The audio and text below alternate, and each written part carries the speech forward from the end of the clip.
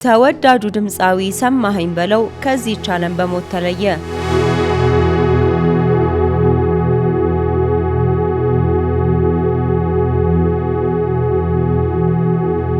ሰላም የድንቅ ቲዩብ ቤተሰቦች እንደምን አላችሁ?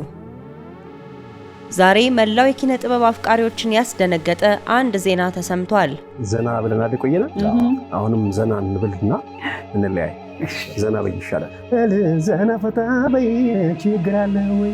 በሀገራችን የባህል ሙዚቃ ታሪክ ውስጥ ትልቅ ስፍራ ያለውና ተወዳጅ የባህል ሙዚቃዎችን ወደ አድማጭ ያደረሰው ድምፃዊ ሰማኸኝ በለው በቁልምጫ ስሙ ሰሜ ባላገሩ ከዚህ ዓለም በሞት ተለይቷል። ስራው ከወጣው በኋላ ነው ፈተናው የመጣው ለኔ።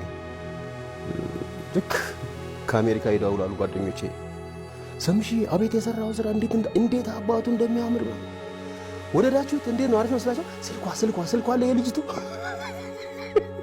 ድንቁ ከያኒ የባህል ሙዚቃው አምባሳደር ባለቁምጣው ሰማኸኝ ባጋጠመው ህመም ምክንያት በሕክምና ሲረዳ የቆየ ቢሆንም ህይወቱ ግን ሊተርፍ አልቻለም።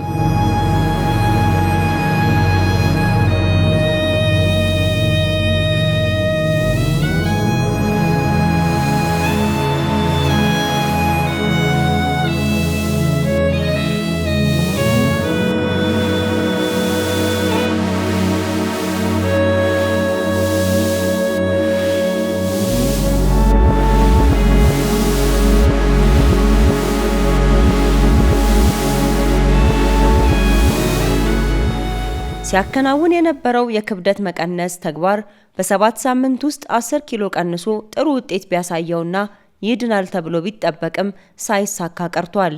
ክብደት ጨመረሃል ትንሽ ዝም ብሎ መጨመር ነው የጤና ነው።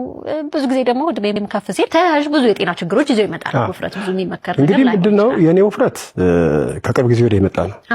ምንድነው የሆነው? በእናቴ ወገን በአያቴ ባሳደገችኝ በአያቴ በጣም ወፍራሞች ናቸው። ወፍራም ነን። የዘር አለ እሱ ሆርሞን አለ። ከሱ ውጪ ግን የራሴም ስንፍና አለ። ስንፍና በቃ የራሴ ስንፍና አካላዊ እንቅስቃሴ ያለማድረግ፣ እረፍት ማብዛት። የተለያዩ ባህላዊና ሌሎች ይዘቶች ያሏቸው የሙዚቃ ስራዎችን ለአድማጭ ተመልካች ያቀረበው ሰሜ ባላገሩ ለህዝብ ካበረከታቸው የሙዚቃ ስራዎቹ መካከል ነይ ዘመድዬ፣ እንዴት ነሽ፣ ደቦት እንስራ፣ ዘናበይ፣ ባላገርና ሌሎችም ተጠቃሽ ናቸው።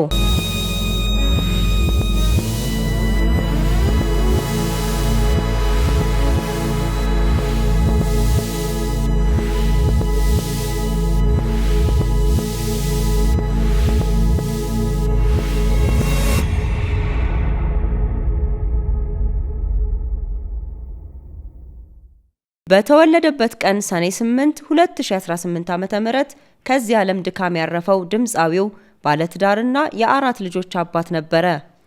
ድንቅ ቲዩብ ለድምፃዊው ቤተሰቦች፣ የሙያ አጋሮች እንዲሁም ለመላው የኪነ ጥበብ አፍቃሪዎች መጽናናትን ይመኛል።